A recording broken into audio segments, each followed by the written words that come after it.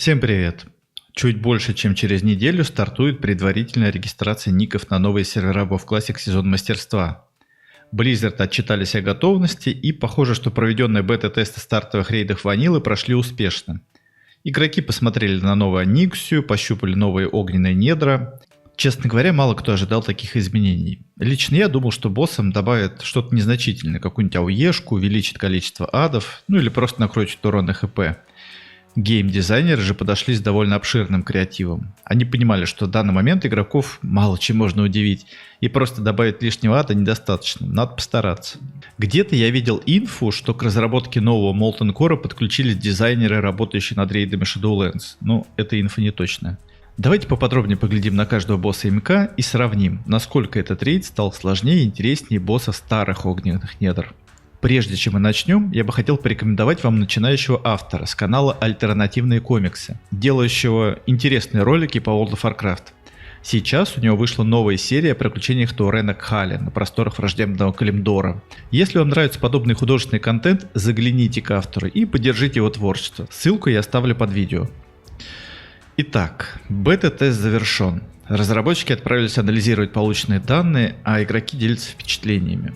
Лично мне удалось побывать только на 3 боссах, но мне хватило и их. По общим впечатлениям могу сказать, что неподготовленным пугом на них будет сложно. Без голосовой координации, без предварительного зажора химии.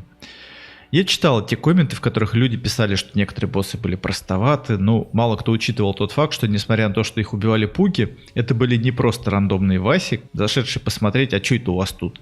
И это игроки, реально интересующиеся классикой. И сомнения в том, что кто-то из тестеров играл в WoW в первый раз, не возникает. Тем более, у каждого рейдера был доступен полный набор химии и расходки в неограниченном количестве. Я подчеркиваю, в неограниченном. Это значит, что можно было забить все сумки фласками и жрать их по мере необходимости. Но в самом деле на фласке нет КД, и танки в критических ситуациях могли просто пропивать фласки, восстанавливая все ХП при необходимости. Как, собственно, делал и я. Только я пил виздом, киресающий ману. Тем не менее, проблемы все равно были. Не знаю, в чем дело, может, не все серьезно подходили к вопросу, не у каждого была железная мотивация закрыть на фулл весь рейд, и каждый вайп сопровождался массовыми ливами, требовалось доборы. РЛам, наверное, нужно поставить чугунные памятники в благодарность за терпение и нервы, которые они потеряли в этих рейдах. Первый босс, который встал на пути у всех рейдов, это был Люцифрон. Честно скажу вам, что даже не апнутый, без дополнительных способностей, Люцик может принести проблем неподготовленному составу. Сам по себе босс простой, но он очень чувствительный к слакерству и не позволяет забивать на большинство своих механик. Первым делом я обратил внимание на то, что танки игнорили рестративки, снимающие контроли. В обычной версии МК контроли кидали ады, их было всего 2, танки не всегда в контроле попадали, и в принципе эту механику можно было проигнорить. Но с 4 адами такое не прокатывало. МТ и УТ в контролях стояли стабильно. Из-за этого первые траи босс и ады гуляли по рейду, выпиливая хилов. Убили его, как только все поняли этот момент и перестали вагонить. Вторая проблема на боссе возникла из-за небольшого количества классов, способных диспелить дебафы. А дебафы вешались не выборочно, а вообще на каждого. Очистить весь рейд за 8-9 секунд просто физически не получалось. В итоге нужно было прохилить большое количество урона. С большим запасом химии и рун это несложно, но вот что будет, когда на босса придет свежевкачанный зеленый рейд, я не знаю. Но возможно на тесте Blizzard чуток переборщили со сложностью. Да, босс убиваемый, но я помню, что разработчики говорили, что хотели бы сделать боссов интересными, но в то же время не душными, заставляющих игроков вайпаться на них часами. Далее Магмадар. Магмадар в обычной версии МК всегда был тестом миликов на ДПС.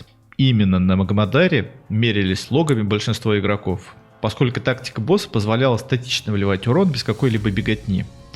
В новой же версии Магмадар не дает расслабиться. Да, основной принцип остается тот же. Лужи, из которых надо выбегать, Фир, который в основном был неприятен миликам, ренджи спокойно могли его игнорить, отойдя на расстояние 40 ярдов. И Берса, которые ханты должны были оперативно снимать. Но на новой версии Магмадар давал дополнительный геморрой в виде спавнящихся собак, которых невозможно было убить по одной, а требовалось сливать одновременно, как в пачках, стоящих перед боссом. Я думаю, что в дальнейшем тактика будет разная. Одетый заряженный рейд будет зергать босса, а собак зацепят свободные танки. Ну а слабому зеленому рейду придется все-таки свитчить на собак. Иначе их наспавнится столько, что невозможно будет этот урон прохиливать. В любом случае, Магмадар мне показался довольно интересным боссом из всех. Дополнительная сложность еще вызывается тем, что, затягивая бой, за спиной могут резнуться паки, которые на бете резались с какой-то неадекватной скоростью. Приходилось постоянно после каждого вайпа их зачищать. Возможно, это проблема беты, а возможно, это останется навсегда. Гиенос. Довольно простой босс. Он также усилил себе охрану, теперь его сопровождают не 2, а 4 гварда. Но в отличие от Люцифрона, эти гварды давали обычный стан. Стан не такой неприятный момент, как майн-контроль, тем более, что он спокойно нейтрализуется зельем свободы действия. И АОЕ, которая дамажила не так сильно, но кастовалась довольно часто. Это не было критично для неспящих игроков, которые вовремя из него выбегали. Самая большая проблема крылась в довольно неприятной детали. Моб, стоящий близко к боссу, и агрящий его при пуле. Мне кажется, много рейдов из-за этого моба вайпнулись, потому что момент это был неожиданный, и если не успевали распределить танков перед пулом, все. Но тем не менее, впоследствии его просто банили и переключались на босса. Гар. На Гаре реанимировали старую его способность. Многие считали это какой-то новой механикой, но при детальном разборе тактики на босса выяснилось, что подобная механика существовала у нее на самом старте и впоследствии была удалена. Непонятно по какой причине, возможно, Blizzard решили, что он слишком сложный из-за нее, возможно, она вызывала какие-то ошибки. Речь о новом мобе Магмароде, спавнящемся рядом с боссом, который выбирал рандомного игрока, чаржился в него и взрывался, отбрасывая всех, кто находился в радиусе взрыва. По этой причине рейду приходилось стоять максимально рассредоточенно и, само собой, зачищать всю комнату перед пулом. Барон Гидеон дает прикурить, в прямом и переносном смысле. Много раз я замечал, как игроки взрывали рейд, не вынося бомбу. И каждый раз это вызывало бурную реакцию рейдеров, пострадавших от данной механики. Реально, наверное, это был самым рофильным косяком для любого рейдера, когда-либо так попавшего. Это автоматом лишало его ролла, ДКП, уважения и веры в человечество. Оправиться от зашквара, наверное, приходилось не скоро. Тем не менее, Blizzard этот фан немножко решили разнообразить и добавили Гидеону сразу 3 бомбы. Чтоб не расслаблялись. Я, если честно, за всю игру словил эффект бомбы раза так 2 или 3. В остальных случаях мне везло. Теперь не факт, что вести будет и дальше. Кроме всего прочего, взрыв бомбы и эффект инферно оставляли огненную войд-зону на полу, которая наносила урон. Эффект, наверное, чисто психологический, чем усложняющий босса, потому что никто в здравом уме в эти войд-зоны заходить не будет. И даже случайно в них забежать довольно сложно. Танку нужно всего лишь после каждого инферно отводить босса на новое место. Тем не менее, убивать босса уже веселее, и надоевшая площадка перед входом сменилась на более просторный зал за ней.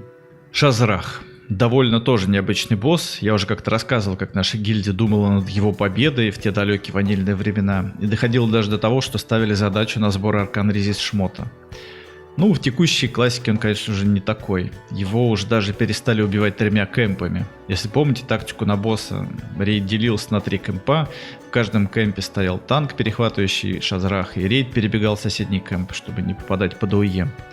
Милики в этом случае вообще курили за углом и врывались на босса только процентов по 30 для добивания. Далее, по мере одевания рейдов, количество кэмпов сокращалось до 2, а впоследствии вовсе под аркан резист потами врывались и зергали босса одним кэмпом. В новой версии, каждый раз делая телепорт, Шазрах оставляет на своем месте проекцию, которая дублирует его аркан Explosion и теоретически сокращает место для маневра рейда.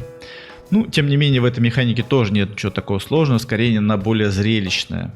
Галимаг. Больше известен под псевдонимом Маклорд из клана Горток. Также преобразился. Я не раз приводил в пример неработающую на нем механику дебафов, когда милики игнорили стакающие дебафы и продолжали ДПС. Такая же история с танками. Если кто-то играл на пиратах 1.12, подтвердит, что там эта механика работала как надо, заставляя делать танкам ротацию по мере накопления дебафов. В классике 2019 этого босса вообще можно было убивать в одного танка, поскольку дебаф часто резистил и при определенном везении мог не повеситься за весь бой ни разу. В сезоне мастерства Близы все же подправили эту механику, сделав дебаф более-менее опасным. Кроме этого, собаки. По тактике собачки, находящиеся вблизи босса, давали им баф и получали баф сами, тем самым усиливая урон по танку. Эта механика напоминает талант Ханта, узы духа, только там вы с петом получаете лечение, а тут урон. из-за чего собак надо было уводить подальше, ярдов так на 30, чтобы эффект прервать. Но не всегда это делалось, баф был не опасный, танки урон держали, собак наоборот сводили, чтобы логодрочеры накручивали на них ДПС. В новой же версии сезона мастерства собаки в любом случае получали баф от Галимага, и урон по офф-танкам приходился более серьезный. Если по тактике придется собак еще и разводить друг от друга, то по факту мы должны будем иметь на боссе 4 танка на каждую собаку и 2 МТ, меняющихся между собой. Кроме того, у босса было подобие энрейджа. При снижении хп до 10% Галимаг начинал нереально топать вокруг себя, и убивать его надо было максимально быстро. Наверное, некоторые даже и не знали, что у него была такая билка, так как при наличии 100-500 варов после 20% его просто складывали экзекутами за секунды. Единственная опасность — это срыв агро, который также был не страшен, поскольку босс таунтился и на экзекут фазе опытными танками мог держаться плотно. В новой версии этот эффект присутствовал постоянно, и топает он на протяжении всего боя, чтобы хилы не скучали и активно прохиливали миликов. Сульфурон. У Сульфурона и раньше было 4 ада. Наверное, от него близы подцепили идею, раздав дополнительных адов другим боссам. Самому Сульфу адов добавлять не стали, сделав их всего лишь опасней. В старой версии МК при хорошо одетом рейде адов просто сводили в кучу, кливали, заливали АОЕ, сбивая косты. Если рейд был относительно слабый и урона или контроля не хватало, одного ада уводили максимально далеко, куда-нибудь там за угол, и оперативно его там убивали. Если честно, я даже не знал, что у адов был эффект воодушевления, потому что он давал такую небольшую прибавку урона, что попросту был незаметен. В новой версии воодушевление усилили, и теперь в опасной близости ады бафали друг друга, поднимая себе урон аж на 100%. Там 25% урона и 100 хосты. Кроме того, у адов было общее хп вместе с боссом, и убивать по одному их уже не прокатывало. Для эффективного убийства Сульфурона нужно было разводить всех 4 адов, сбивая косты. Кстати, респект за то, что дали боссу общее хп с адами, потому что сам босс без них обычный манекен. После килла адов убивался без каких-либо проблем, просто слегка отнимая время. На мажордома ады теперь ауешат чаще, а контроли становились недоступны не как раньше после того, как убивали 4 адов, а после смерти 2, что, конечно же, усложнит прохождение. Ну и Рагнарос. Хардкорные рейдеры даже, наверное, и не знали, что у Рагна есть погружение, поскольку складывали они его раньше, чем наступала вторая фаза. Теперь же такое удовольствие пропустить не удастся. При снижении хп до 50% босс так или иначе погружается и призывает сынов, которые нужно было сводить и заливать. Танчить сынов практически невозможно, поскольку они так нехило пробивают фаером, скорее их надо кайтить или замедлять. Кроме того, как только убиваются все сыны, Рагнарос вылезает и начинается новая фаза. Чтобы рейд успел расставиться по своим местам, одного сына держали в бане и убивали по готовности. В остальном тактика была прежняя. Отбрасывание танков, которое происходило чаще, молот Сульфурона, скидывающий агро, о котором большинство танков не знает до сих пор, и огненные шары, пролетающие в моноюзеров, отбрасывающих их самих и всех, кто находится в радиусе 8 ярдов. Но самое интересное, на Рагнаросе теперь появился таймер. На убийство финального босса огненных недр отводится час. Как вам такое? Не знаю, ни разу не сидел на Рагне час, тут принцип сводится к простому. Вы либо босса убиваете, либо не убиваете. Что за час, что за 2. Я бы лучше на Рагнаросе дал таймер дополнительные награды. Убивайте с первого пула, получаете сундук с ништяками. Это куда более прикольнее. Боссы, да, стали интереснее. На боссах теперь стало актуально большее количество танков, хила требуется тоже больше. Любителям крутить логи будет дано больше возможностей для реализации. Кроме этого, сложности добавляет быстрый респ трэша, который сводится от 5 до 10 минут. Мобы чуть ли у вас за спиной не появляются. Возможно, это особенности беты, хотя не факт. Может быть, быстрый респ трэша — элемент усложнения огненных недр. Что ж, посмотрим на релизе, как оно будет. Спасибо, что досмотрели это видео до конца, поддержали его лайком и комментарием. Подписывайтесь на канал, если хотите дальше узнавать об интересных событиях World of Warcraft Classic. И до встречи!